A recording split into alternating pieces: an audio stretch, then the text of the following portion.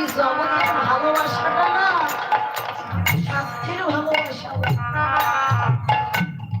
আপনি যত দিতে পারবেন, সংসারে যত দিতে পারবেন, যত কর্ম করতে পারবেন, এই জগতে আপনার ভালোবাসার মানুষের অভাব হবে না।